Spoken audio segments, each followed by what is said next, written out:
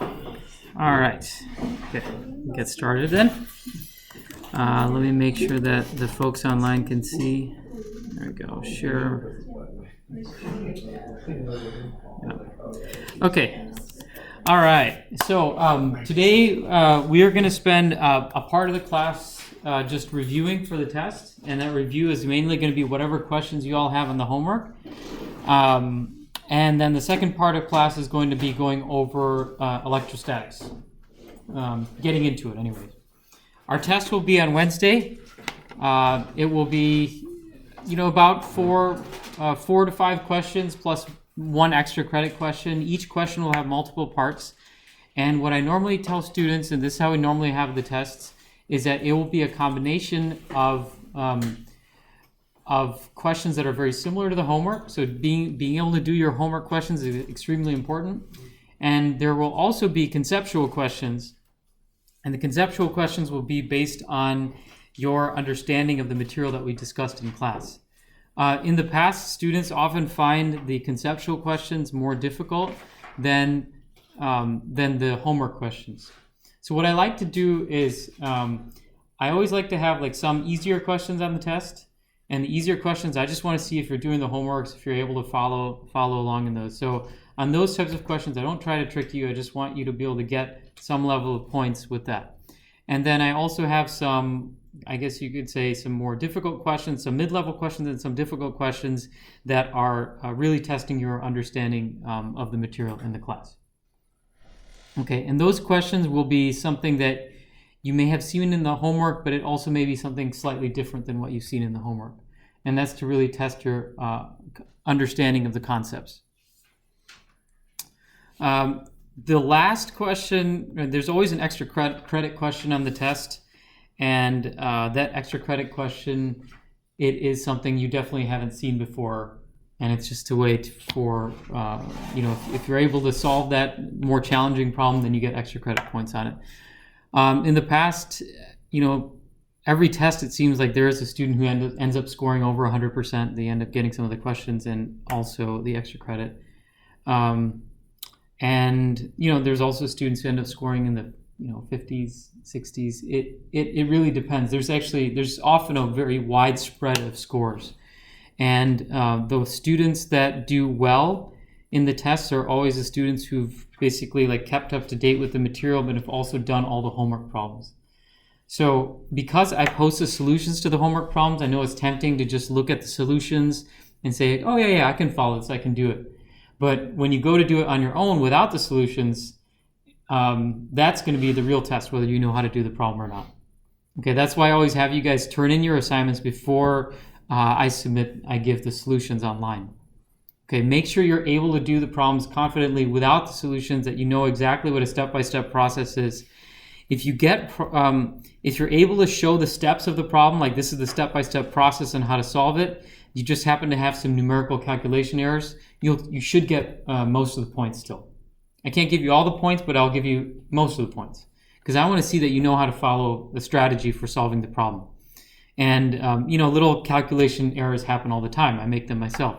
I'm not as concerned with those little things. I'm more concerned with the major things. Do you know how to approach the problem? Do you know how to set up these integrals, find the limits of integration, know what coordinate system to use, things like that? Do you know conceptually what a dot product is, a cross product is, and what is a tangential and normal vector and things like that? So on the test, if it helps you, you can actually list down the steps. Okay, this is the first step I'm doing. This is the second step I'm doing, and put little numbers next to them, and show how you're solving the problem step by step. And at the end, you want to take your final answer and put a box around it.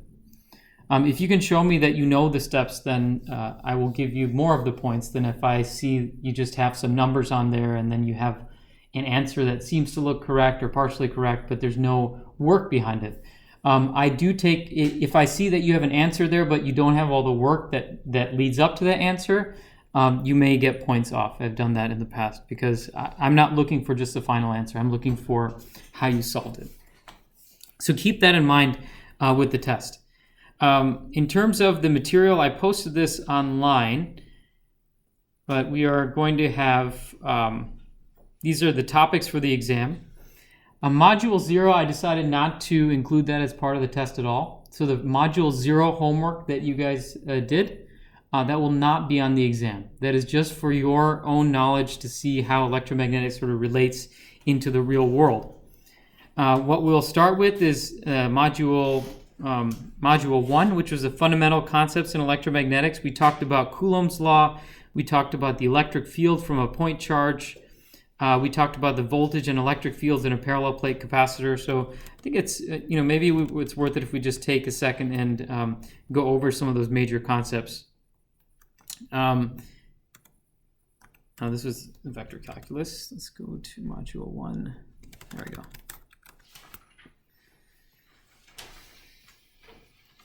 Yeah, so some of the things that we went over, we talked about gravitational force. This is not a really central concept for electromagnetics. The reason that we went over this is that so you can see the relationship between gravitational force and Coulomb's law. You see how the gravitational force is Gm1 m2 over r squared. Coulomb's law, if you remember, also is Q1 q2 over r squared. Okay, so it's a very similar relationship. You have two particles that have either an attractive or repulsive force. And we're going to be talking more about that in Module 3. But this stuff is fair game for the exam because I went over it in Module 1. So Coulomb's law talked about the force exerted on a charge from a particle. So be able to calculate the electrical force using Coulomb's law. Be able to calculate the electric field arising from a point charge. And make sure you know the direction. If I'm at a point out here, notice that the electric field is in the r hat direction. So it always points away from the center of the origin where the point charge resides.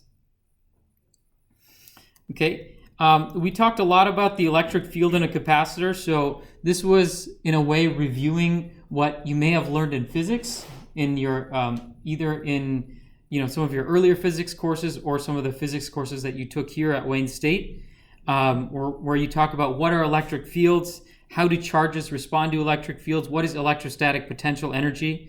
And so you talk about all this stuff in the context of a basic parallel plate capacitor. We're going to get into much more complex configurations in the electrostatics module, but for the purpose of Module 1 is just so you understand the very basic concepts of what is voltage, what is electric field, and what is force. And the way that we think about this, imagine a parallel plate capacitor. You put a voltage across the capacitor and you get a buildup of positive charge on one plate, negative charge on the other plate. The two plates are separated by a distance d, and you get these electric field lines that are pointed from positive to negative. And this is what's called a uniform electric field. Everywhere within this space here, the electric field is exactly the same. And that electric field is given by this equation V equals ED. D is the distance, E is the electric field, and V is the voltage that's applied. All right, if you were to take a charged particle and put it in this electric field, then that charged particle is going to experience a force. And that force is going to be, if it's a positively charged particle, that force will be in the same direction as the electric field. If it's a negatively charged particle, then that force will be opposite the electric field. So the electric field is pointed from positive to negative. The single charge experiences a force that's in the same direction as the electric field, and so it moves from positive to negative. The other way you can think about this is that like charges repel, unlike charges attract. So positive charges on the top plate, negative charges on the bottom one. The charge that's within here, it repels from the positive charges up here, and it gets pulled towards the negative charges down here. That electric field is equal to E times Q. Electric field times the amount of charge that you have. And the way you could remember it, a silly way, is effect and VED. Force equals EQ, V equals ED. We talked about potential energy. You had a homework question on this. This is definitely fair game for the test. We talked about how gravitational potential energy is similar to electrical potential energy. In the gravitational situation, I'm going over this very fast because we've gone over this in class before, but I just want to make sure that, just to remind you of some of the major concepts. Gravitational potential energy, you can think about a tennis ball.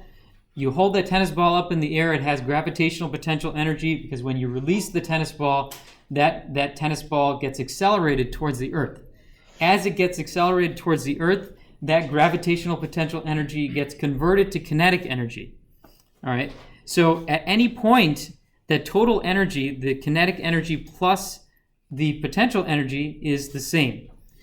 At the top, when you first let the tennis ball go, you have all this potential energy and you have zero kinetic energy because the ball is not moving.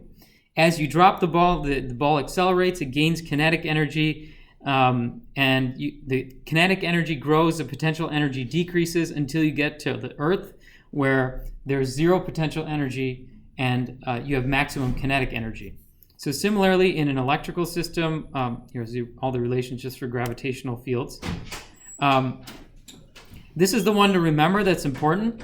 Kinetic energy equals 1/2 mv squared. All right, and the gravitational potential energy is m times g. So this is how you calculate K and U, the potential energy and the kinetic energy. All right, so in the electrical system, the same thing happens. You have your electrostatic plate. You take a charged particle and you release it near the top plate. All right, so it has all this potential energy. All right, electrical potential energy. And that potential energy, the way that you calculate it is simply V times Q. So in the last slide, I talked about how you calculate the electrostatic potential, V. The V is equal to E times D. Now, if you take the voltage and you multiply it by the charge, Q, that will give you the potential energy. So that's how much potential energy that this thing has up near the positive plate. You release that charge. Once you release the charge is accelerated, very similar to how the tennis ball falls due to gravity. But this is being accelerated by an electric field instead of a gravitational field. The particle gets accelerated this way, so it's going faster and faster and faster. By the time you get to this other side of the plate, it has reached a maximum kinetic energy, and it now has zero potential energy. So the kinetic energy by the time it gets to the end of the plate here is equal to 1/2 mv squared. So one of the questions that you have on your homework is how do you calculate the velocity of the electron by the time the velocity of the charge by the time you get to this negative plate?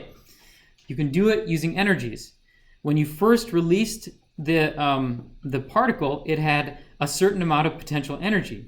By the time that particle gets to the bottom here, you know that all the potential energy has been converted into kinetic energy. So this kinetic energy at the bottom here is equal to the potential energy that you calculated when the charge was up here. You set the potential and kinetic energy equal to each other, and that allows you to calculate the velocity of the particle by the time it gets down here. Yes?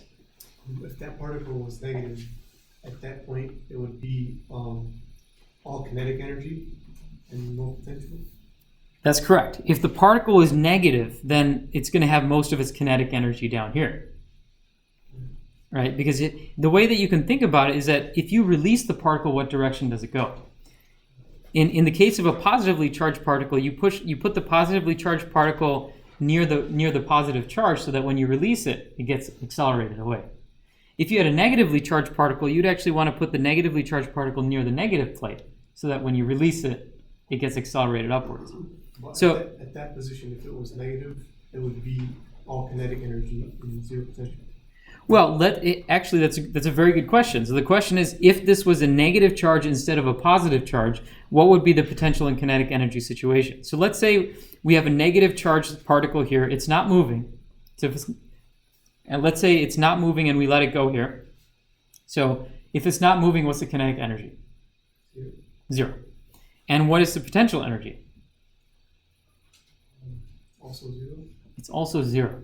Yeah, the potential energy, if the charge here is negative, then and you release it, it's not going to go, it's not going to go any further in this direction, right? So it has no potential energy. The analogy would be if you took the tennis ball and the tennis ball was already sitting on the earth and you let the tennis ball go. It doesn't have any potential energy when it's on the earth, right? So you let it go and nothing happens. So that's the analogy there. All right, so you do have a homework question that's very similar where you're asked to calculate the electrostatic potential energy of an electron in a scanning electron microscope. You accelerate it with the voltage, so make sure you know how to do those types of problems and know conceptually what these are. So we also talked a little bit about magnetic fields. There's going to be, if there is a question, it'll just be like a short answer question. what is the difference between electric and magnetic fields. The thing I want you to remember here, some of the key differences between electric and magnetic fields will become much clearer when we start talking about electrostatics and magnetostatics. But we did talk about a very important concept at the end of Module 2 that I'm just going to tie in here. And I'm going to bring up that slide to remind you all what this was about. Remember we talked about irrotational fields and solenoidal fields, classifying the different vector fields. So let's just go to that real quick.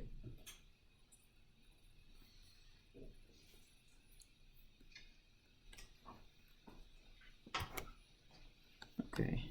Oh, man.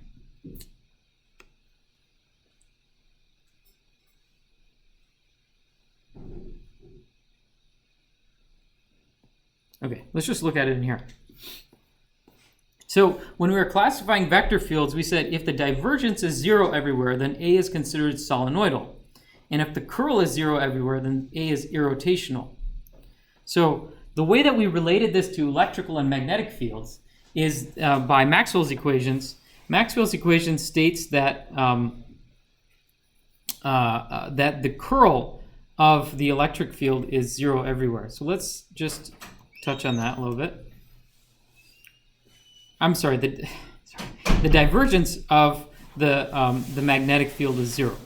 Okay, and the divergence of the electric field is equal to rho v. The curl of the electric field is dB dt, and the curl of H is equal to J plus dd dt. So we said in the case of statics, in the case of static fields, all the time derivatives go to 0. Okay, so this one goes to 0, and this one also goes to 0. So if we just quickly review what that led to, it led to two sets of equations. One set of equations for the electric fields, D and E both represent electric fields. B and H also represent magnetic fields. By the way, just to remind you all, the D and B are just related to each other through constants. Let me say that again. D and E, these are both measures of electric field. And they're related to each other by this thing called the dielectric constant. B and H are both measures of a magnetic field, and they're related to each other by this constant mu. All right. So what we did here is we took the 4 Maxwell's equations and we took the time derivatives, set them to 0, and you're left with 2 electrostatic equations and 2 magnetostatic equations. Now this is where I want to relate it back to this slide here. We're classifying vector fields. So if the curl of the field is 0 everywhere, then A is considered irrotational. We look at the magnetostatic equations and we see that, oh, the curl of the electric field is 0. That's one of Maxwell's equations. So in electrostatics, the electric field is going to be irrotational. Okay, make sure you know that. And the other thing another thing that we see here from Maxwell's equations is that del dot B is equal to 0. That means the divergence of the magnetic field is equal to 0. So how do we classify the magnetic field then? Which of those categories does it fall into? I'll go back to the slide here.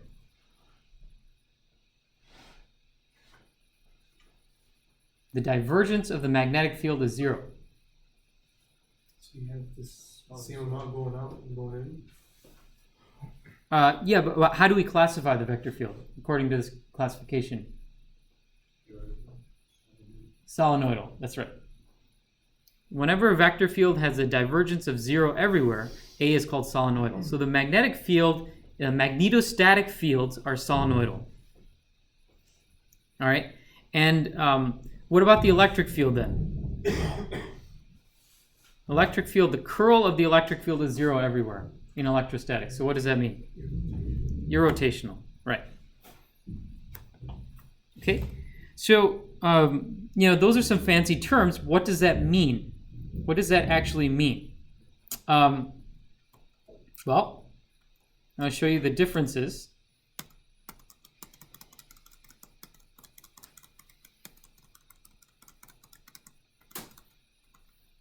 Here's an example of a uniform electric field. Notice that the electric field, there's no rotational element to this particular field. Okay, the field doesn't like rotate. If you were to put if you were to, the way that you remember if something has curl or not, you imagine putting a little log in the field. And does anyone remember this? The definition of curl? Okay, so if you have a curl at a certain point, what will that log do? It'll rotate. It'll rotate as a result of that field. So in this case, you can see in the case of a uniform electric field, the log doesn't rotate because the force on one end is the same as the force on the other end. What you would find is that this is one example of a simple electrostatic field, but in all cases, electrostatics means that it's an irrotational field. That means the curl is zero everywhere. So let's look at another example of an electrostatic field, the electric field from a point charge.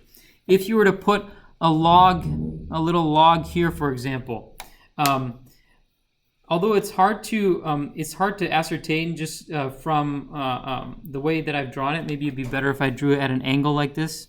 Yeah, let's do that.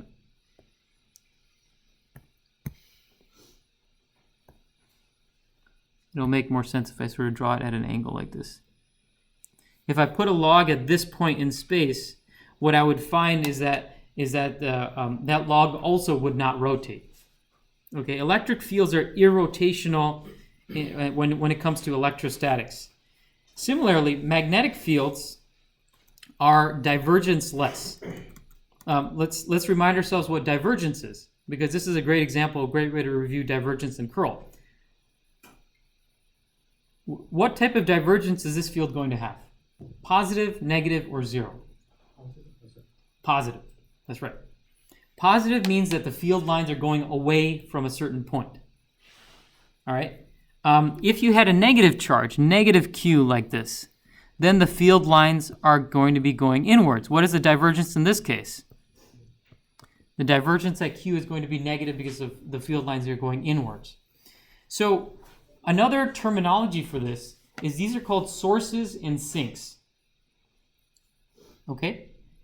A source has positive divergence. So this positive charge here is referred to as a source. Okay? Wherever there's a source, there's a positive divergence and the field lines go away from the source. And wherever there's a sink, a negative charge here is considered a sink. All the field lines point towards the sink. Okay? So a system can have it could have a combination of positive and negative charges. So this is an example of a system that has multiple sources and sinks. Everywhere where you have a source, you have positive divergence. Everywhere where you have a sink, you have negative divergence. If you don't have any sources and sinks at all, if you don't have any charges in the system at all, what does that mean? What does that tell you about the divergence? It's zero. Exactly. So, electrostatic fields can have divergence. Okay? If there are charges in the system, it will have divergence. If there are no charges in the system, it will have no divergence. Okay? How about curl? What do we know about the curl in an electrostatic system?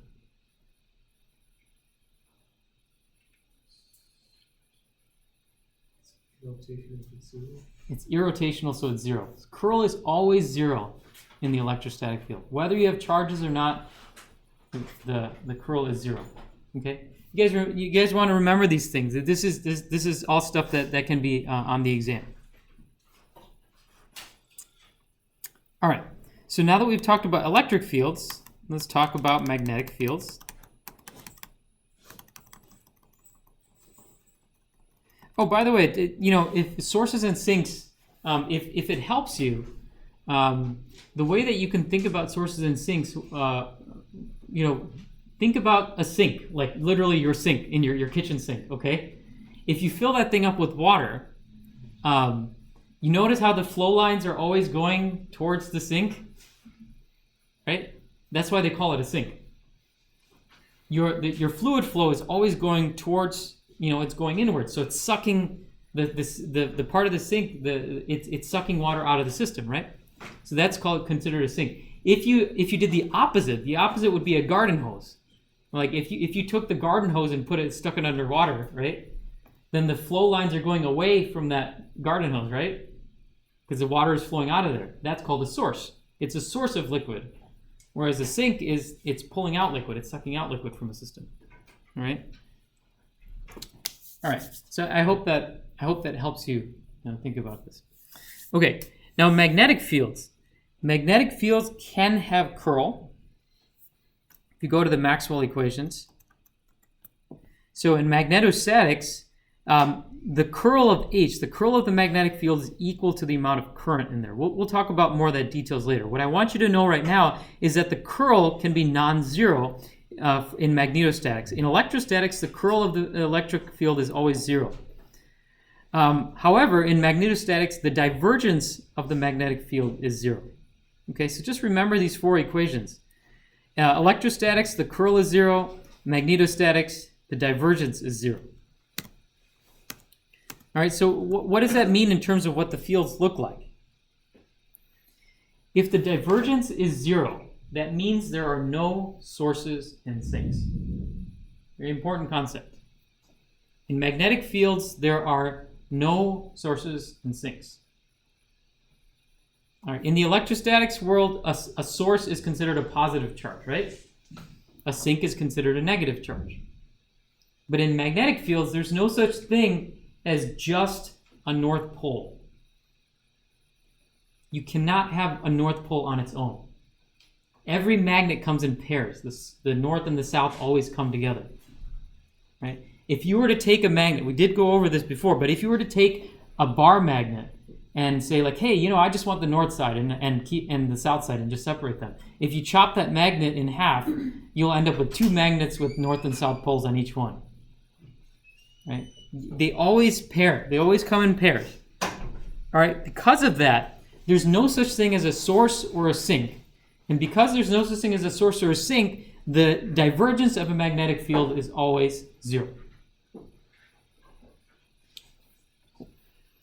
However, the magnetic field does have curl.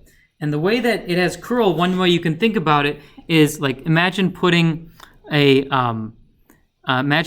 log right here. Okay, what you're going to notice is there's going to be this large arrow here and a small arrow here. And that the differences in the two is going to cause that log to rotate.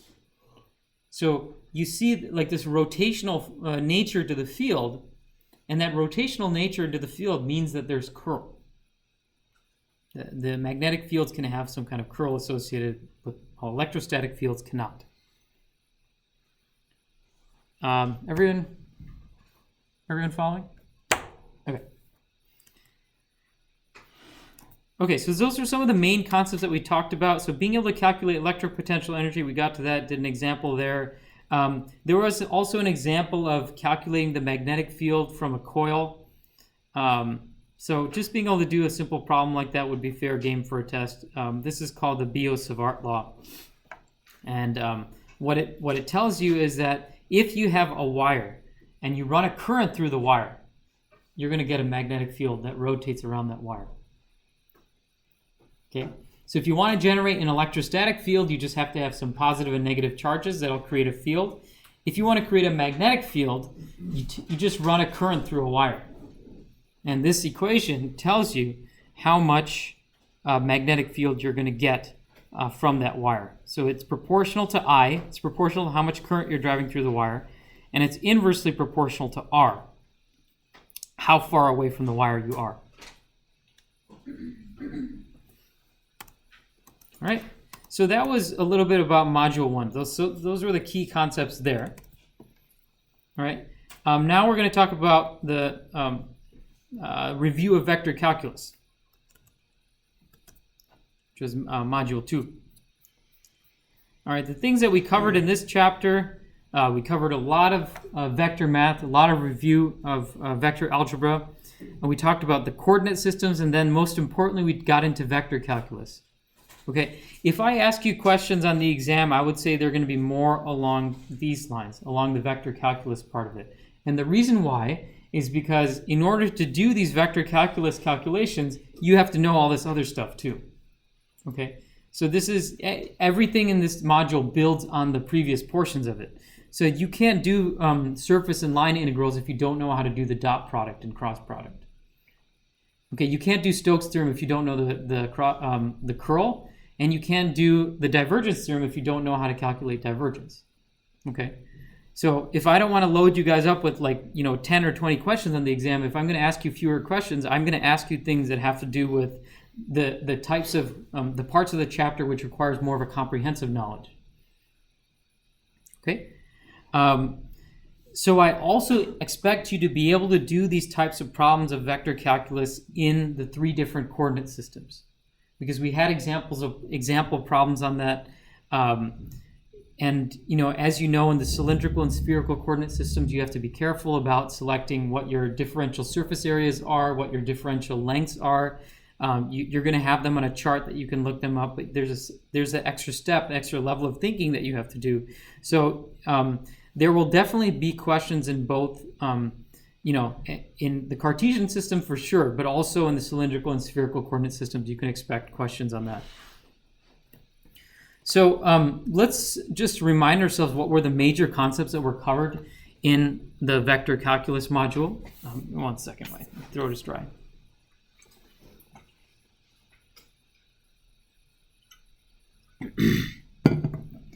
We first talked about the properties of vectors, meaning how is a vector different from a scalar?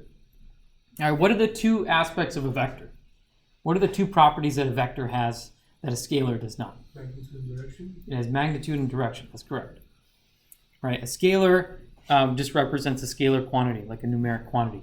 What's an example of a scalar field?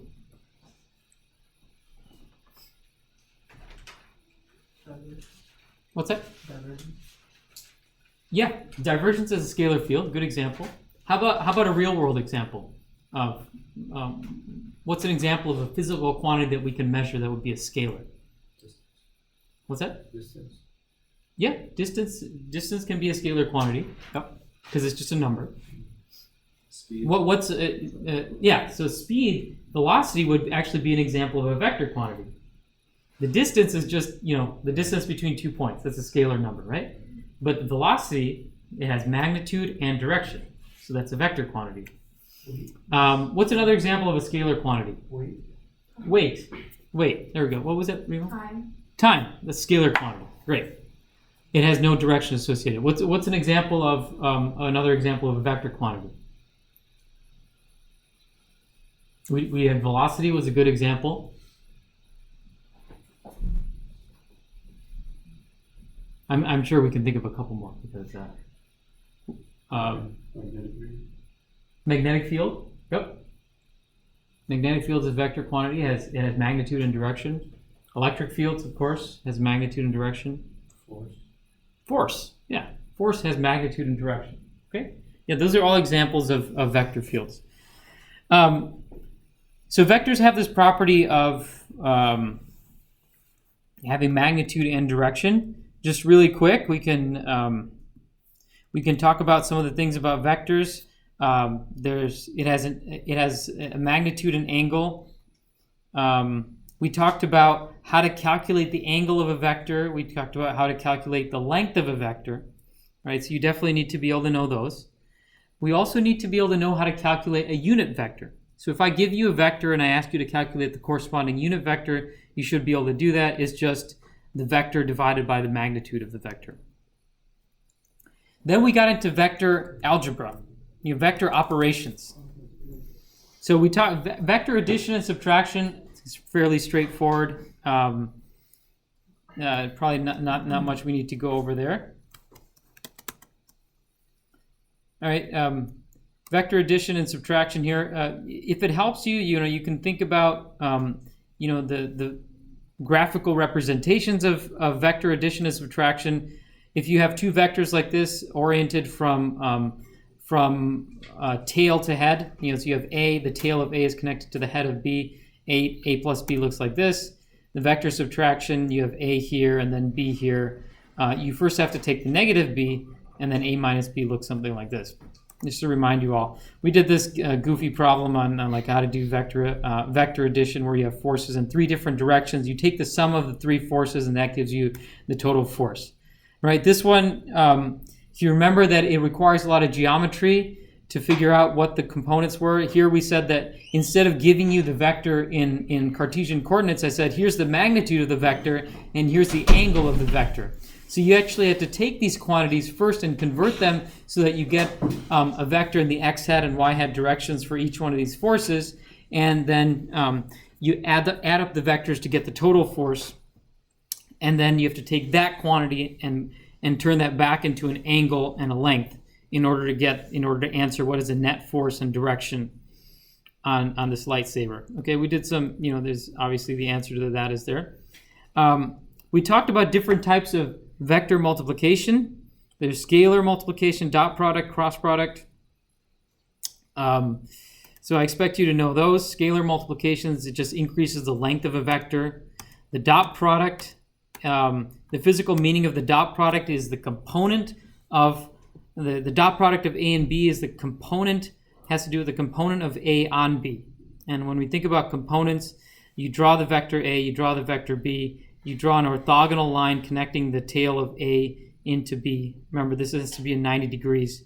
And then the length of this leg is the component of A on B. Okay, so if B has a length of 1, then A dot B is the component of A on B. So just remember what the definition of dot product is and how it relates to components. The dot product is related to the angle between the two vectors. So always remember that if the angle between the two vectors is 90 degrees, what happens to the dot product? 0. Exactly. That's an important thing to remember. It's a good way to test to see if two vectors are orthogonal, right? I think in some of your homework questions, gave you the question is like, what are these two vectors orthogonal to each other? The quickest way that you can find whether they're orthogonal to each other is just to take the dot product of the two. If it's equal to 0, that means they're orthogonal. And if not, they're not. If I ask you to calculate the angle between two vectors, let's say instead of asking you if the vectors are orthogonal or not, I say like, here's two vectors, what's the angle between them? Also, the quickest way for you to find the angle between two vectors is to use the dot product. Okay, so these are reasons why the dot product is useful in practice. You can use it to calculate the component, you can use it to calculate the angle between the two vectors. Dot products have the commutative properties, and if they're perpendicular, it's equal to 0.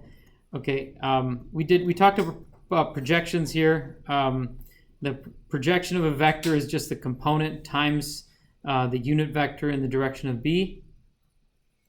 Right, so just graphically what that means, if you have A and B here like this, the component of A on B is the length of this red line. The length of the red line is a component. And if you take the line itself as a vector, which has magnitude and direction, that's the projection. Right? So the component is really just the length of the projection. That's how the two are related to one another. And you have formulas on how to calculate them here. They can both be calculated using the dot product and the norms. All right. So we talked about cross product. Now we talked about how to calculate the cross product in terms of a determinant. The physical meaning of the cross product is it gives you a vector that's orthogonal to both A and B.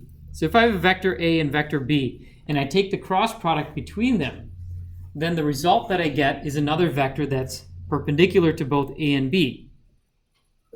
All right, so it's equal to n hat, which is the normal vector, times the magnitude of A, magnitude of B, times the angle between the two vectors, between A and B here. All right, so again, if I were to ask you to calculate the angle between the two vectors, I wouldn't recommend using the cross product because the dot product is an easier way to calculate the angle between two vectors. But if you're asked to calculate a vector that's perpendicular to both A and B, then the cross product is the quickest way to get to that. All right, remember the right-hand rule also. If you want to find, if you multiply A cross B, then the right-hand rule says that your fingers are going to curl in the direction going from A to B, and your thumb is going to point in the direction of A cross B. All right. So this stuff obviously isn't going to be on the test. Like, how do you graph, how do you graph these types of vectors? Because you're not going to have your computers on the exam. But being able to visualize vector fields, I think, is very important. Okay, we did talk about equations of planes. You guys have some homework problems on that, so just make sure you know how to do that. So after this, we got into gradients, divergence, and curl. Actually, let me stop here for a second. Let me stop here for a second and see if there's any questions. Yeah. The cheat sheet, we're not allowed to put examples on there, are we? With the cheat sheets, I mean, you can write whatever you like on the cheat sheet. I just don't want to see photocopies. Like slide. Yeah, don't photocopy. Don't photocopy anything. Okay. Write them out by hand. And the reason I ask you to do that is because now I remember when I was a student also, like writing down your equations and organizing all the thoughts in your head, writing them down on a sheet of paper is one of the best ways that you can study for the test. So this is my way of encouraging you to do that. Is it 1 page front and back? 1 page front and back. That's right. That's right. Handwritten, 1 page front and back. Now remember that I'm going to give you, some of you have asked like what equations will be provided to us. All the equations that I put up here, this is uploaded to Canvas. All of these will be provided to you. You're going to be provided this chart of gradient, divergence, curl, and the Laplacian operator in all 3 coordinate systems. You'll also be given this very nice chart from the book that shows you the coordinate variables, the vector representations, how do you calculate the dot products and the cross products, and then very importantly here, when you're doing vector calculus, what is the differential length element, the differential surface areas, and the differential volume in each one of these 3 coordinate systems. Okay, this chart is super helpful. This one's even more helpful, I would say, the gradient, divergence, and curl one. But there's also this one here. We had an example problem that we did in class where we had to convert from one coordinate system into another. And you'll have this chart with you to help you to do that. But you have to know how to use the chart. So this is one of the things where if you have the chart with you, it's not going to help you solve the problem unless you know exactly how to use it. And the way that you know how to use it is that you do example problems which involve coordinate transformations. Okay, now, so let's get into gradient, divergence, and curl. Let's see if anyone remembers. What is the definition of a gradient? So let's say we have a vector field. What does the gradient tell us? Where the highest slope is, right? I misspoke. I should have said it's a scalar field, not a vector field. Okay, so if we're in a scalar field, so that means every point in space. Here's a visual example that you can think about. Think about one example of a scalar field is temperature, right? Okay, so imagine that every point in this room, 3-dimensional space, has a temperature associated with it. If the heater is over on that side of the room and then you have an open window on this side of the room, there's going to be different temperatures, right? That side of the room is going to be hot. This side of the room is going to be cold, right? So where the gradient comes in, first of all, we have a scalar field, temperature. Every point in space has a scalar quantity of temperature defined. The gradient tells you that is there a change in the field? Okay, and the specific definition of the gradient that I gave you is at a certain point in space, the gradient vector is going to point in the direction that you want to go to get the maximum increase in the scalar quantity. In the case of the temperature field, right, if I'm standing at a point right in the middle of the classroom, what direction am I going to go to get the maximum increase in temperature? So let's take the example where you had an open window here and then you had a heater on that side. You're going to go towards the heater, right? The gradient vector is going to point towards the maximum increase in temperature, right? What direction should I go to get the maximum increase in the temperature? That's the direction that the gradient vector is going to point. If I'm standing here, what direction is the gradient vector going to point? Yeah, probably in that direction. Let's say if the heater was in that direction, it's going to point in the direction of the heater, right? What if I'm at the heater itself? Trick question. 0. There's going to be, it's going to be 0. That's right. Good. You guys remember that. So, because at the heater, there's no direction to go to get a maximum increase in temperature. You're already at the maximum point in temperature, right? Okay, the gradient vector points in the direction of the direction you want to go to get that a maximum increase. How about the magnitude of the gradient vector? What's the magnitude of the gradient vector represent? How high the rate of change is? The rate of change if you go in that direction. Exactly. So, again, if you're standing in the middle of the classroom, the gradient vector is going to point that way, towards the heater, right? So the magnitude of the gradient tells you that if you do walk in that direction, what is going to be the rate of change in temperature as you go in that direction? So the units would be like, how much is the temperature going to change for every meter that I walk towards it? So it'll be Celsius per meter, or kelvins per meter. It's a rate of change. Okay, that's the definition of the gradient. Now, the way that we calculated the gradients was based on partial derivatives.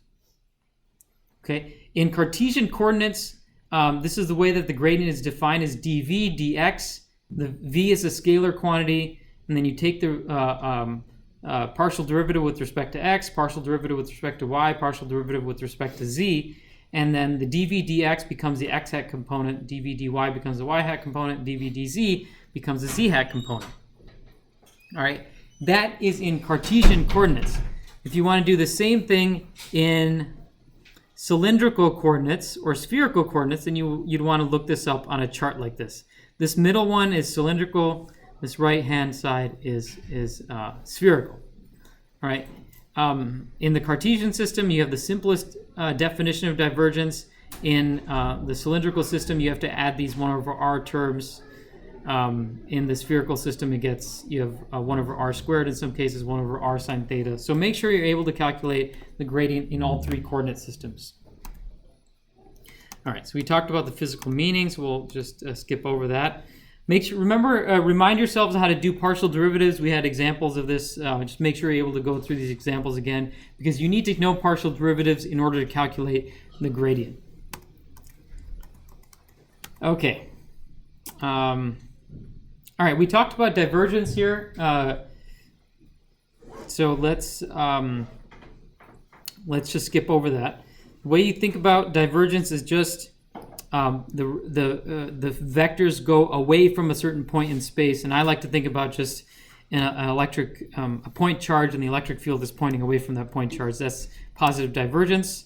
Here's an example of positive and negative divergence. This was an example of no divergence.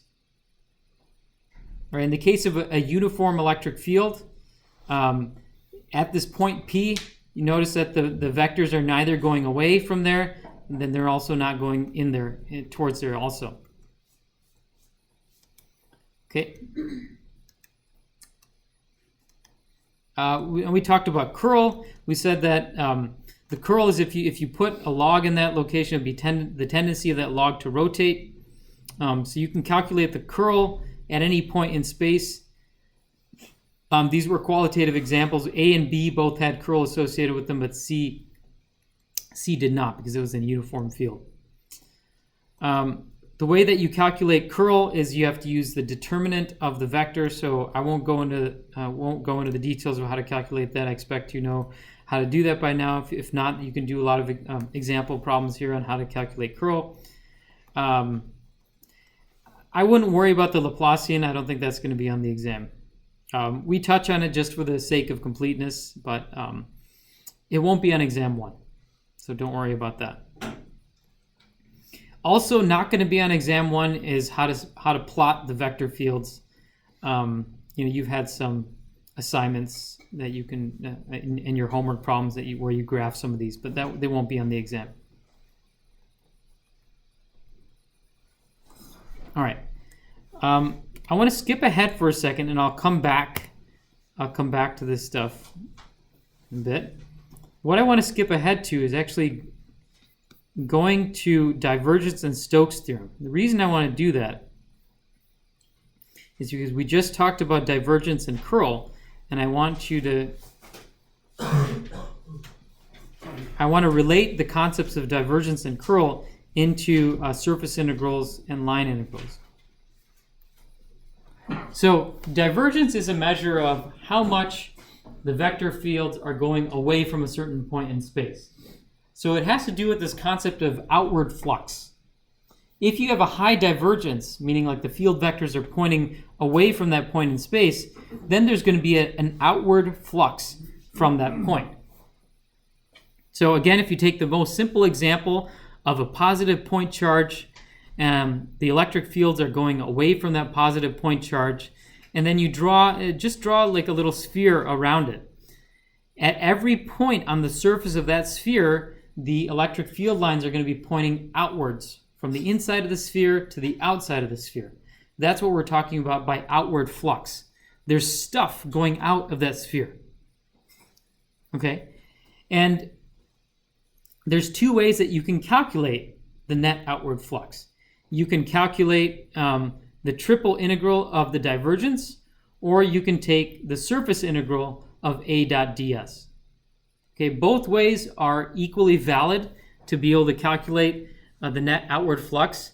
And if you have a problem like that on the test, I recommend that you do it both ways and make sure that both your answers match. Then it's a good way of checking over your work. But again, like the divergence, the reason I bring up the divergence theorem right now is because it's very closely related to the concept of what divergence is. At every point, so the left-hand side of this equation is saying that it's adding up the divergence at every point in the volume. So at every point inside of this sphere, inside the volume of the sphere, you're adding up how much stuff is going out from that point. All right? And that will give you the net outward flux. The other way to calculate the net outward flux is to take the surface integral of A dot ds everywhere on the surface of the sphere, not the inside of the sphere. So that's the difference between these two. This volume integral, you're taking the volume of integral of everything inside the sphere, and here you're taking the surface integral of everything on the surface of the sphere. We did some example problems of the divergence theorem, so the best way to know this is to actually do the problems, go over them.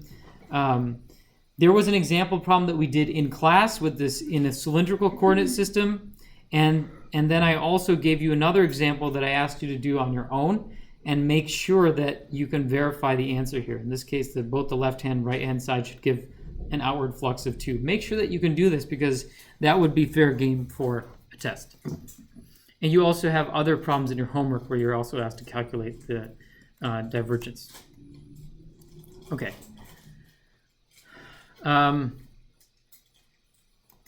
Okay, we also talked about the Stokes Theorem. The Stokes Theorem has to do with curl. Okay, so the curl represents the tendency of an object to rotate at a particular point in space. So if we were to put a log at a particular point in space, would the log rotate? So that is related to something called the concept of circulation.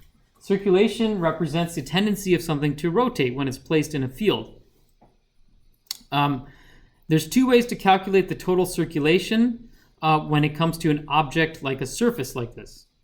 Okay, the curl is representing how much the field rotates at a particular point in space. The total circulation is when you take the integral of the curl over a surface. So let's say we have the surface here, which is in blue, and we want to find whether that surface is going to rotate or not in the presence of a field.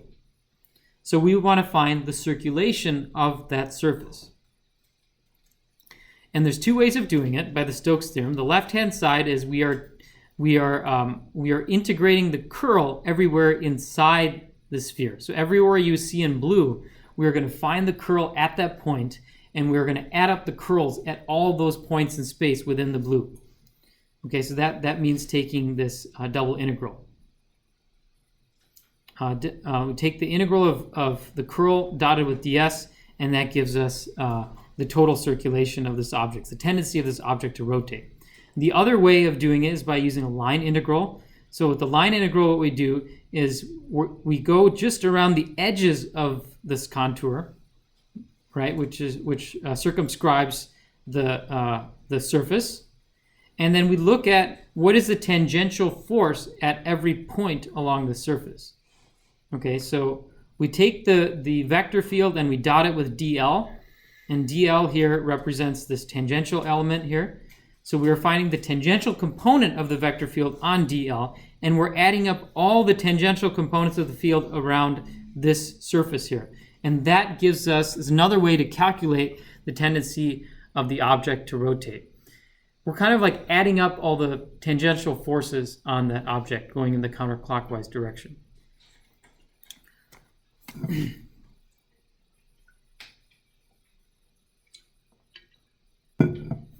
Okay.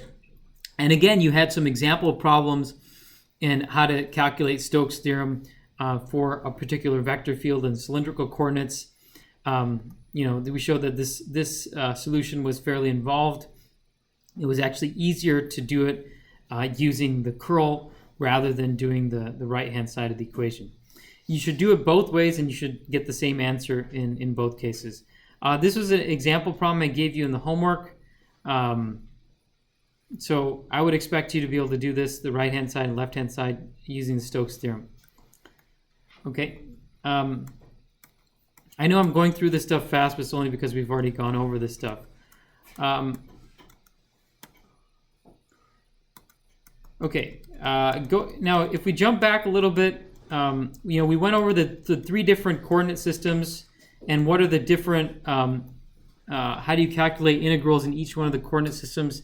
I'm not going to go over all this stuff again, but I just want to highlight the key points. When you calculate the differential volumes and the differential lengths in the Cartesian coordinate system, the differential volume is just dx, dy, dz.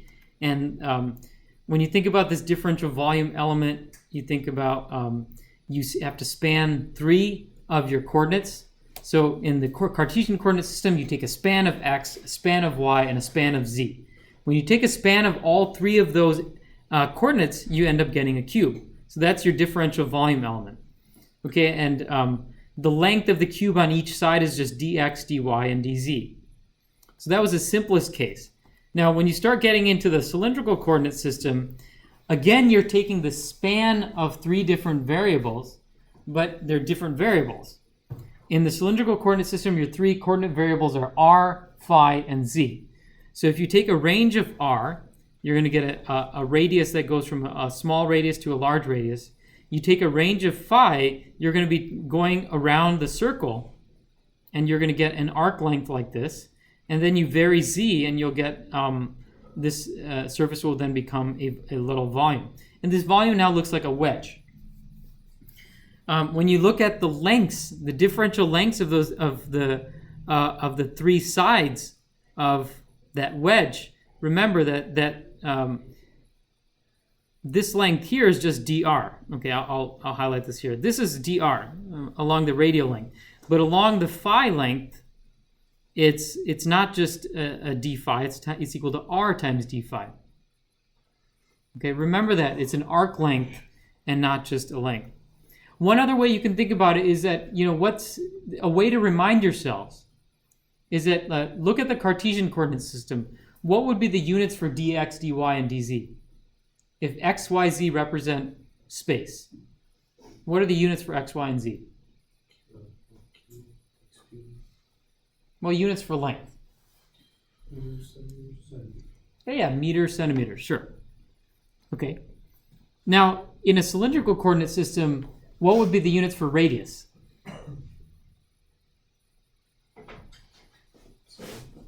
What's that? The same. The same.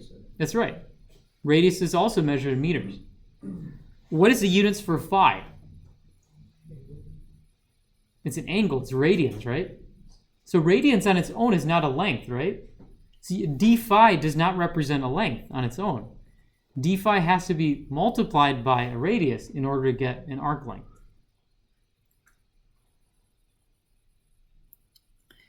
All right, so that's one way that can help you remember. So the 3 differential lengths in the cylindrical coordinate system is dr along the radial length, r d phi, which is an arc length going in the phi direction, and then dz is the one in the z direction.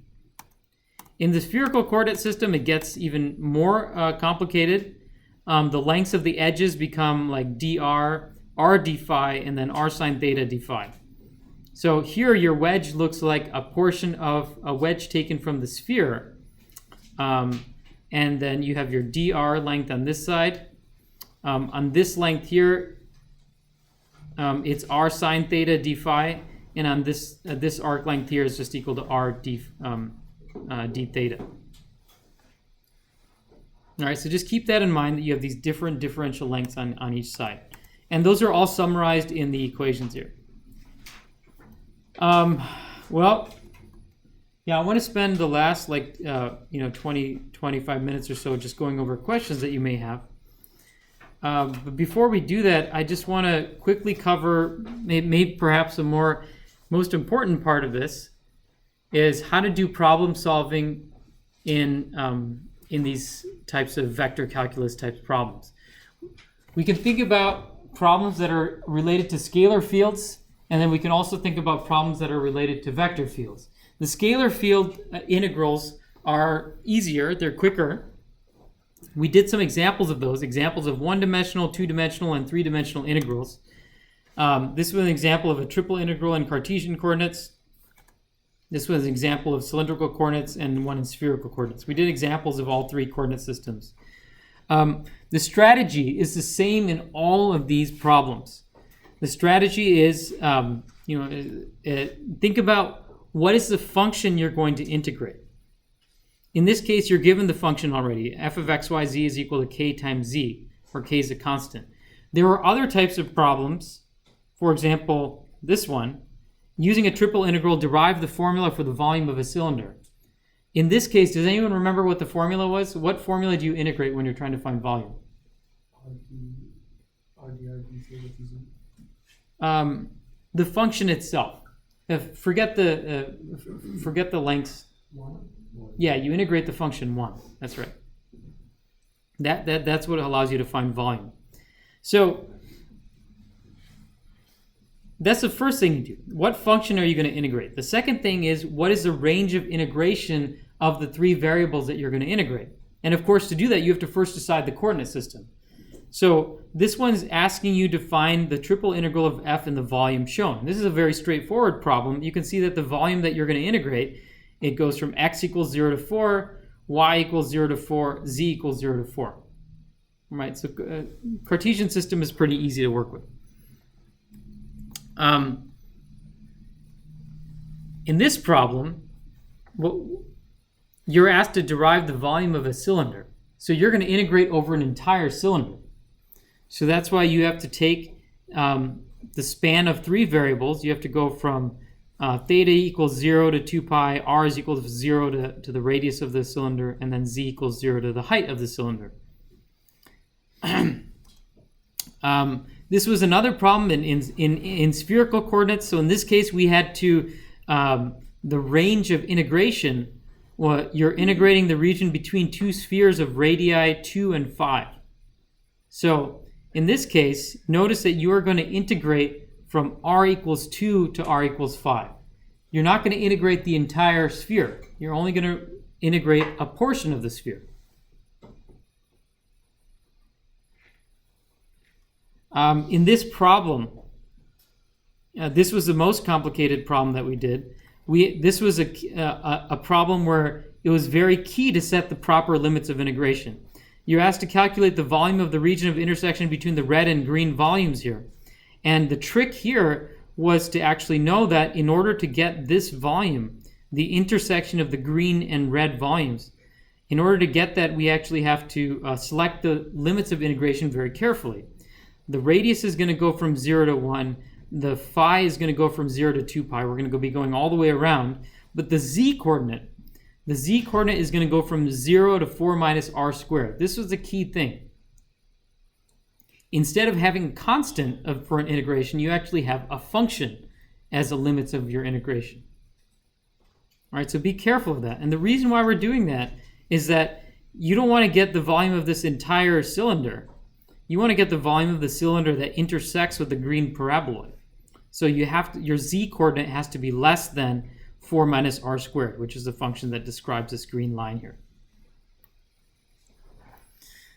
All right, so a strategy. you first determine what is the function that you're going to integrate. The second step is you determine the range of integration and what coordinate system you're going to use.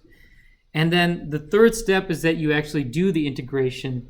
And the one hint to remember on the integration is that if you happen to have something like this where one of your limits of integration is actually a variable, then do that one first. Do that integration first. So you're going to integrate with respect to z first, and then integrate with respect to r or phi after that. Okay. Otherwise, you'll be left with a variable at the end. Okay, so that's a strategy for doing integrals in scalar fields. Now, if we're doing integrals in line and surface integrals, there's a strategy for working with those too. Just really quickly, remember the surface integral, you're adding up all the flux that's going out of a surface. So that's what the a dot ds represents, or the integral of a dot ds represents the net outward flux from a surface. When you're doing surface integrals, there's a 5-step strategy that I told you about, that basically you have to take this a vector quantities. A is a vector quantity, ds is a vector quantity. In order to calculate a surface integral with vector quantities, you have to first convert those vector quantities into a scalar field. When you take the dot product of a dot ds, you get a scalar field. Once you convert the vector fields into a scalar field, now doing the integral is just a basic scalar integral. So the 5-step process was what is A, what is ds, and sometimes A will be obvious, it'll just be given to you. In other cases, it may not be so obvious. ds is very important. This second step is extremely important because you are it depends on what surface you're integrating. So in one case, you can see that when we did this example problem here, one of the surfaces that we integrated was the stuff shown in green, the outer surface of the cylinder. And in this case, the ds looks something like this. It's a wedge. It's one portion of the cylinder, and you can figure out your differential lengths based on what that surface is. So this part can be, you really have to think about what coordinate system you're in to figure out what the ds is, the ds vector. Okay, but once you figure out these two, then you figure out a dot ds by just taking a cross product, figure out what the limits of integration are, and then perform the integral. All right. So I recommend that if this is something you don't feel confident on, we went through this example problem. You can watch that in the videos, and just go through step by step. Know this 5-step process down cold. If you can show me that you understand this process and can show me parts of the steps that you can do. For example, let's say you didn't get the right answer. You didn't get 270 pi. Okay. Well, what I would look at, and what I would ask the grader to look at. By the way, on exams, I do some of the grading and the grader does some of the grading. For homeworks, the grader grades all of them, right? But for the exams, we do a bit of both, because I want to see where the class is at in terms of like your understanding. So I'm telling you that when I'm grading these, and I'm going to tell the grader to look for the same, is that I'm going to want to see, like, do you know this multi-step process? You don't have to have exactly the same 5 steps that I have, okay? I'm not going to be a super stickler on that, but I want to see that you know identify the important parts of the problem. If you don't know how to if you don't get the right answer, but you can outline some of these steps, like, okay, what is A, what is a differential surface volume, show me that you can calculate the cross product of them. But let's say you couldn't figure out what the right limits of integration are. Okay, well, you'll still get some points on it. The key is to show me that what parts of it you know, and what part, and if you, and hopefully it's all of it. But if you don't know all of it, I can give you some partial credit. This is an example of surface integrals. With line integrals, you are taking a dot dl instead of a dot ds. Okay, so figuring out what dl is important in this case. So our multi-step process in the case of line integrals is first you figure out what is a. Second step, figure out what is dl. And the way to figure out dl is just to use this handy chart, depending on what coordinate system you're in. The differential length is just given to you by these, it's given to you here. Then you have to figure out A dot dl, and then you figure out what the range of integration is, and then you perform the integral. Some of the key things that I want you to remember with line integrals is that keep in mind that the dl vector is something that you can just look up on this chart. Okay, that's the easy part. But what you have to do is when you do the line integral, you have to consider what line you are going along. All right, so I'll give you an example of this, is that dl, let's find that. dl is equal to this thing here. This is just looking it up on the chart. In the Cartesian coordinate system, dl is equal to x hat dx plus y hat dy plus z hat dz. But in this particular problem, we are on this line y equals x squared. All right, so you can take this generic definition of dl and substitute in some values of y equals x squared. So you start off with y equals x squared, you figure out dy dx, take the derivative, and now you have this relationship dy is equal to 2x dx. Take this and substitute this back into the dl formula, and now you have a dl that is all in terms of x's and dx, right? So you notice this is dx, this is 2x dx. We don't have a y in here.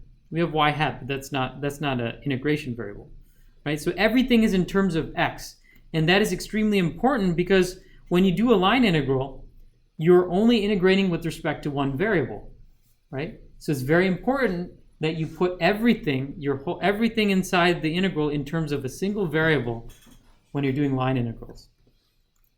This is very different from surface integrals. In surface integrals, you are doing a double integral over an entire surface, so you're going to be integrating two different variables. In a line integral, you integrate just a single variable. All right, but the key thing is you have to know what line you're integrating in the case of line integrals, and you have to know what surfaces you're integrating in the case of surface integrals. In the case of a surface integral, you're going to have two variables that you're going to integrate, and one of the coordinate variables is going to be fixed. Right, let's take this example here. I just want to remind all of you, this is very important. If we're integrating along the outer surface of the cylinder, we have three coordinate variables, right? Which are the two variables that are being integrated, and which is the variable that's fixed? Okay, d phi, we are integrating with respect to phi. That's right, because we're integrating the phi variable. What's the other one we're integrating? dz. Z, correct. So we're integrating phi and z in this case. What's the variable that's fixed? R. Great. How about on the top of the cylinder? Z is fixed. Yeah, z is fixed because you can see at this top disk here, you're at a constant z, but the r varies and then the phi varies. Good. What about the surface of a sphere? Let's say we're taking this problem here. We're integrating the surface of the sphere. What are the three coordinates in the spherical coordinate system? Just the three coordinates. So r, phi, and theta. R, phi, and theta are three coordinate variables. If we're on the surface of a sphere, what are the three variables that we are spanning? D phi and d theta, right? We're going around phi and theta, but we're at a fixed r. What are other examples I can give you? I mean, the point is, like, when you're doing surface integrals, there's going to be one variable that's fixed and two variables that are integrated. In the case of a line integral, you're going to have just one variable that's integrated and the other variable is going to be fixed. So again, just do those problems in your homeworks and you'll be in okay shape with those. Okay, I think I've covered most of the things that I wanted to talk about in terms of review. Let's just make sure we didn't miss anything. 3D coordinate systems, be able to do scalar integrals in all three coordinate systems, be able to do surface integrals and line integrals in all three coordinate systems, know the divergence theorem and the Stokes theorem, and be able to do those types of problems where you calculate it both ways. Calculate the net outward flux using the divergence theorem, calculate the circulation using the Stokes theorem. And to be able to do all that stuff in all three coordinate systems. Okay. Now, I mean, you all have done the homework. It was, you all turned it in on Wednesday and you saw the solutions. These problems are involved, right? I want to get a show of hands. How many of you were able to complete all the homework problems? Were able to get through all of them? Okay. How many of you got through most of them? Okay. Okay. All right. So why don't we just spend the last 20 minutes or so just talking about what are the... I'm not going to go into the new material. I don't think it makes sense to start the new module here. We'll just spend the last 20 minutes or so, however much time we need, to talk about what are the problems, areas that you're having trouble with. If there's, yeah. Quick question. For line integrals, you said we're just going to solve for one variable, right? Substituting just for one variable in the DL equation? Yes, that's right. So, I mean, if it's helpful, I can just go over this particular problem. This was a good example of a line integral. So the strategy was pretty much the same. We have to find A, and then we find DL, and we find the dot product between them. But the key thing was, ultimately, we're going to integrate a single variable. So we can't just use this DL, because this DL is now in terms of dx and dy. It's in terms of two variables. We're only going to integrate one variable. So we have to substitute some values in there so that everything is in terms of one variable. And how do we substitute those values? We have to take the information that, what is the actual line we're integrating across? We're integrating on y equals x squared. So y equals x squared, that means that dy dx is equal to this, and so we have a relationship between dy and dx. That's what allows us to substitute that back in, and so that we can ultimately integrate in terms of a single variable x. If you use that strategy, it will work. If you use this five-step strategy, it will work regardless of what coordinate system you're in, regardless of what type of problem I throw at you.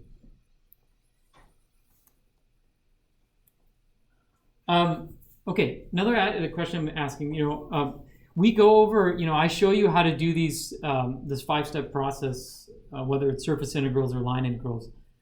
I show you that in class, and obviously we go through it. So, but when you're doing it on your own, I know it's different, right? It can be more challenging. So I want to know, are there aspects of it that are not clear to you? Are there aspects of it that we could go over together as a class to help clarify that? There was one other question on the homework. I think it was taking the integral of something in Cartesian coordinates with I don't know if it was a surface or not, but it was at x equals 1, y equals 1, z equals 1. And I made a surface out of that. And I was kind of confused on what my boundaries for the integral were supposed to be. Do you remember which problem it was in the homework? I don't know off the top. I'm guessing it's the last one, so let's just look it up. Yeah, I'll pull up the solutions here. Maybe 6. 5, 6. 1202022. That's 6. All right, solution. I think it's 6. Yeah, Yeah, 6. Yeah, that one I didn't know. This is homework 2B, I imagine, right? Yeah. Okay. Then it gives you an equation for z, right? Yeah. So is question 6? Yeah. Okay.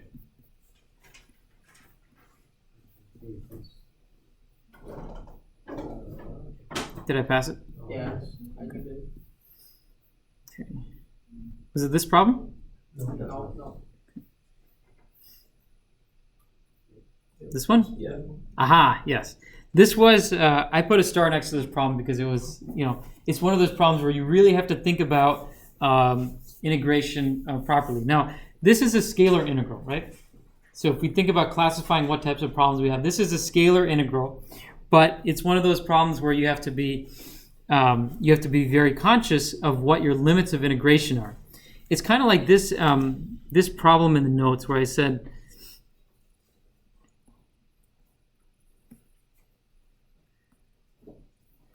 the simplest types of scalar integrals are going to be, oh man.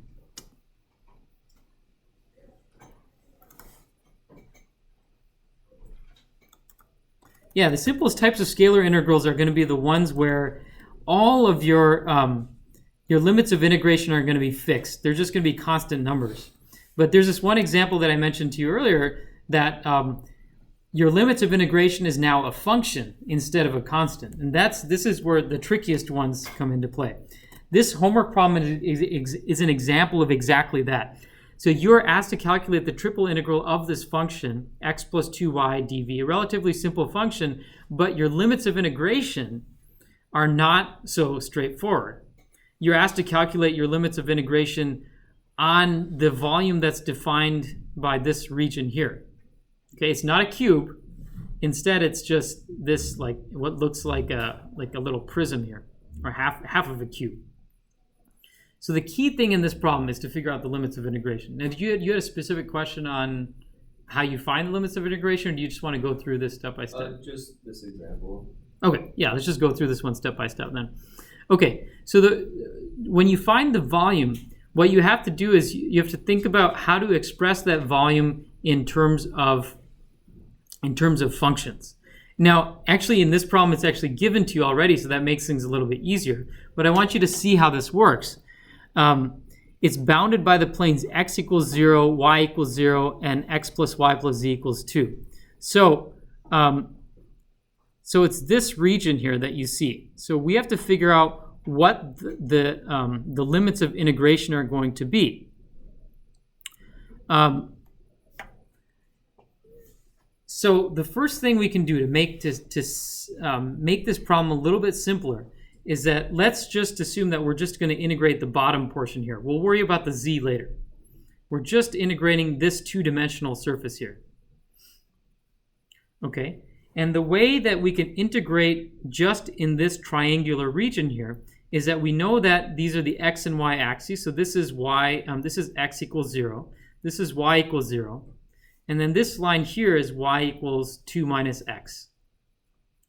Right? So we have our three bounding lines. We have a function for the three bounding lines. So we can do this integration by setting the limits of integration. So we actually have two options, and I'm picking one of them here. So the first option is that we can integrate from x equals 0 to 2. So we're going from x equals 0 to 2. Notice this is a constant. Both of these are constants. All right, so x is going from 0 to 2, but y is going from 0 to 2 minus x. All right, so y is going from the x-axis, from x equals 0, all the way up to wherever this line happens to be. So if we're out here, we're going to be integrating from here all the way up here. But if we're at x equals 1.5, we're only going to be integrating from x equals 0 just up to here. So this is what establishes this, this upper limit. All right, so notice what I've done here is here we've defined this line y equals 2 minus x. We've defined this line as y equals 2 minus x. So our y value here is going from 0 to 2 minus x. We could have also done this problem by saying y goes from 0 to 2, and then the x goes from 0 to 2 minus y.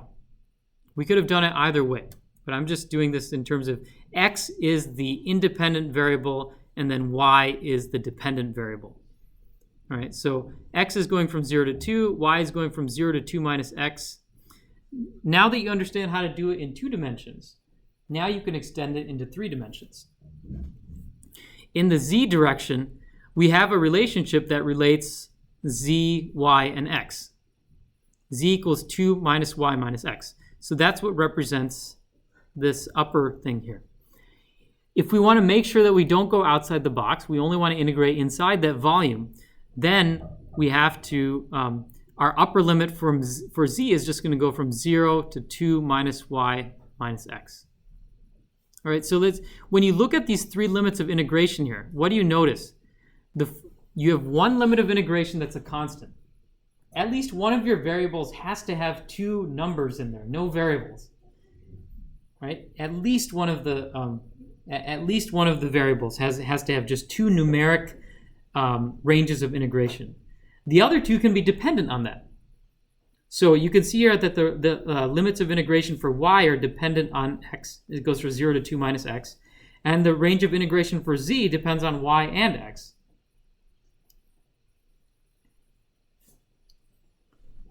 All right.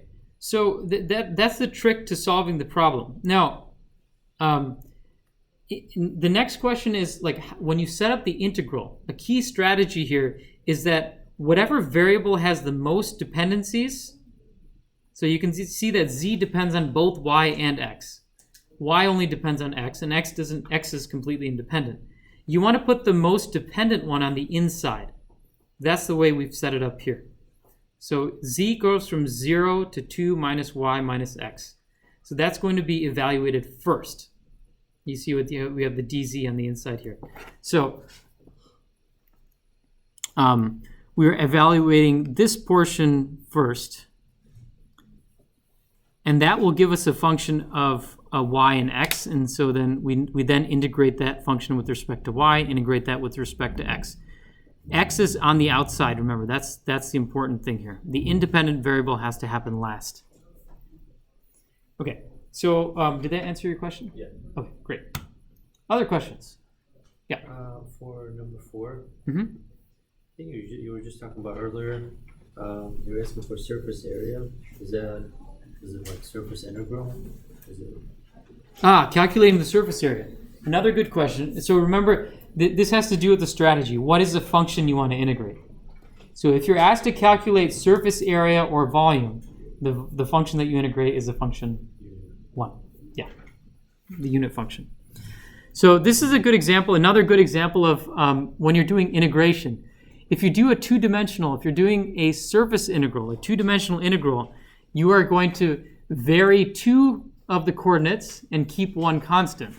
So I'd like to ask everyone, in the case of this green cone here, what is the variable that what is the variable that remains constant, and what are the 2 variables that are changed? This is a spherical coordinate system, not a cylindrical. I just want to clarify that. Sorry for that. So R changes, right? Well, that's the question. I see, like, one person says it's constant, one person says it changes. So let's figure it out as a class. If we're on this surface, the way that you can answer this question, imagine that you're on this surface. Are there different values of R along the surface? Why? Like, smaller than... Yeah. Imagine that you're at this point here, okay? At this point here, you're at a certain value of R. But this point here, where my mouse is now, that's also on the surface, right? That's at a different value of R. We all agree? So that means that R has to be, R is one of the variables that you're going to integrate. Okay, now let's try another one. Let's try phi. Okay, like phi is the one going around in the horizontal direction, right? So what's the value of phi where my mouse is right now? Well, let's pick a value. Let's say 45 degrees, okay? Pi over 4. Out here, where my mouse is right now, is that at a different value of phi? Yes, it is. So phi is another variable we have to integrate. Let's do the third coordinate variable. The third coordinate variable is theta. Theta is the zenith angle that's measured from the top of the z-axis. It's an angle. So it's this angle down here, theta 1. Okay? So what? Imagine that I'm at this point. So this point is defined by theta 1. Let's say I pick a point out here where my mouse is right now. What's the theta 1 there? It's the same. It's the key thing. If I'm over on this side of the theta 1 is the same. Okay, let's take another example. Let's say I'm at this point out here. Okay, I'm at theta 1. What if I'm here at this portion of the blue line where my mouse is right now? I'm at the same theta 1. Okay, so theta 1 in this case is the variable that remains constant. Phi and R are the 2 variables that are being spanned. Okay, so with surface integrals, you're going to be integrating 2 variables and one is going to be remaining fixed. With volume integrals, all 3 of the variables are going to be integrated. With line integrals, only a single variable is going to be integrated. Okay. Yes, you had another So question. anything that has a worse surface, you're integrating two variables. Absolutely. Okay. Absolutely. Okay. And you just have to know, by doing some of these practice problems, you'll recognize which variable remains fixed and which variable remains constant. Other questions? And if we can stay a little bit extra if you like, no problem. Now, would you say on the exam, in the question, you were integrating a volume or a surface? You'll say explicitly. You'll say like integrate a volume or a surface. Yeah, like the question will state, like this question, for example, is calculate the surface area of the cone. So that should be your key. You know, you're calculating the surface area. If you're asked to calculate a volume, then you should trigger like, oh, volume, I probably need to do a three-dimensional integral. With respect to the vector integrals, like surface and line integrals, you'll be able to see it. It'll be very obvious. I'll ask, like, calculate the surface integral of this, calculate the line integral of this. Right. I will probably, in fact, I will guarantee that you will definitely have a question on either the Stokes theorem or divergence theorem. Guaranteed. So make sure you know how to do this. So how many questions will it be? It'll be like between 4 and 5 questions, and then 1 extra credit question. And like out of the 4 to 5 questions, remember, as I said, it's going to be a mixture. Probably like most of them, like 60 to 70% of them are going to be problems very similar to you've had in the homework, and then maybe 30% of them may be conceptual short answer questions. And then the extra credit question is going to be something you probably haven't seen, or a more challenging problem. Okay, other questions? Okay, if anyone has additional questions, like we can stay here until 2:30 when the next class comes in. Happy to stay. Yeah, just come on. Okay. Let me just close down the recording then, and you can answer your question. All right. I think Or I'm I the could only just- one I that could gets just- this one. But so in this sense, when we're doing the static coordinates, I know we were just doing the surface of the cone. But can we build? So if you just ask for the surface, can we build off like those volume equations here? So when you're saying theta is a constant, does this go away? I guess what I'm trying to say. Oh yeah. So when you're integrating over the surface, you're going to be integrating 2 variables. Which was my dr, or because I remember you giving us this. Like this was an equation. You were telling us how to. I forgot it was in the notes that like defines like a triple integral for a square. Yeah, this was an example where we integrated this function over a volume. Yeah. So if I bring that down, is it essentially the same thing, but this is going away? And well, like you said, what was it? Theta was constant.